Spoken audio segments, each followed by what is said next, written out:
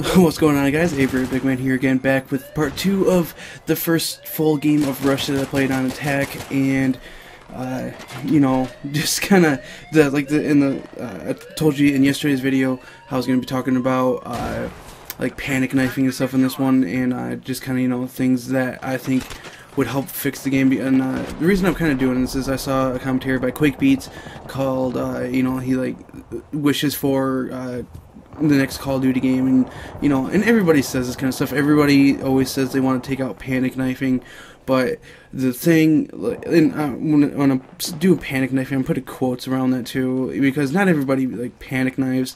Like every once in a while it does happen. Like later in this game you'll see I do panic knife somebody. Like I start shooting, but then all of a sudden like I just knife him out of nowhere. It was kind of funny, but at the same time, like, it's not too often that it actually happens. It's just anytime anybody's killed by a knife, they just automatically assume it's a panic knife, and I get frustrated. Like I get frustrated by that mainly because you don't hear the same amount of complaints about people that drop shot. And like if there's two things that are like equal, it's drop shotting and panic knifing. Those are the things that are equal to each other. It's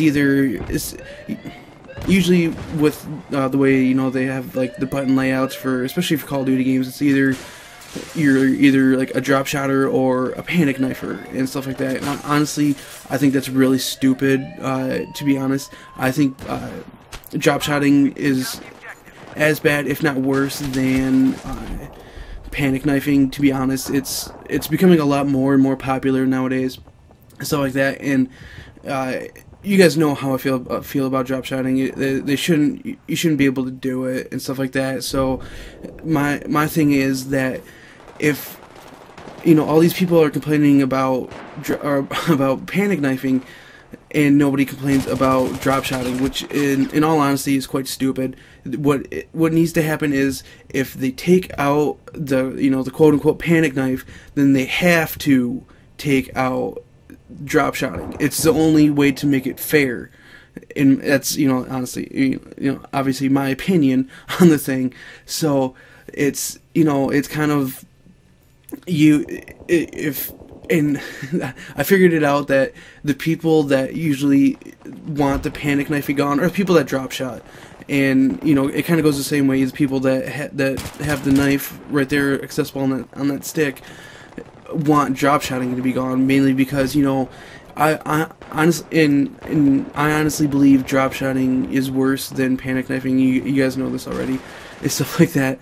And yeah, that's mainly my argument for it. I've always played with the default button layouts just because I've been playing FPS games for a long time, and that's how it's always been. Like I've said before, back when I first started playing games and stuff like that, I want to say 5 or 6 total different button combinations, or like stick layouts, button combinations, and stuff like that were possible in. Basically, that were possible, that they had total, and so to be, and I understand, that people like to drop shot and stuff like that, and I understand, the times change, and you gotta roll with, you gotta accept that it's what people are doing, and stuff like that, and it's kind of unfortunate in my opinion that it has to be like that, but I don't know exactly, but the main point I want to get out on this is that if they take out panic knife, the quote unquote panic knifing, then drop shotting must be gotten rid of. I guess that's the right wording for that. I don't know exactly. you guys will let me know, I guess. But yeah, and it kind of baffles me how many people are okay with drop shotting, and I think, like I said, it's because it's becoming more and more used that people are okay with it. And I'm not really okay with it. If I get killed by somebody with a knife, I'm like, okay, that was my fault, basically. It was me either getting too close to them, or me just just doing the wrong thing at the wrong time, basically, is what that was. But if somebody drop shots me, that it just really bugs the crap out of me for some reason. And I don't know exactly, like, I think you guys get what I'm saying, you know. It just bugs the crap out of me. And like, I know I can get I'm kind of not accepting, I'm okay with getting hate for saying, you know, take out drop shotting. I have no problem with that at all. I have no problem with people wanting to bitch at me for it. I mean, that's my opinion on things. If they have their own opinion, that's cool. They can have their opinion, that's fine.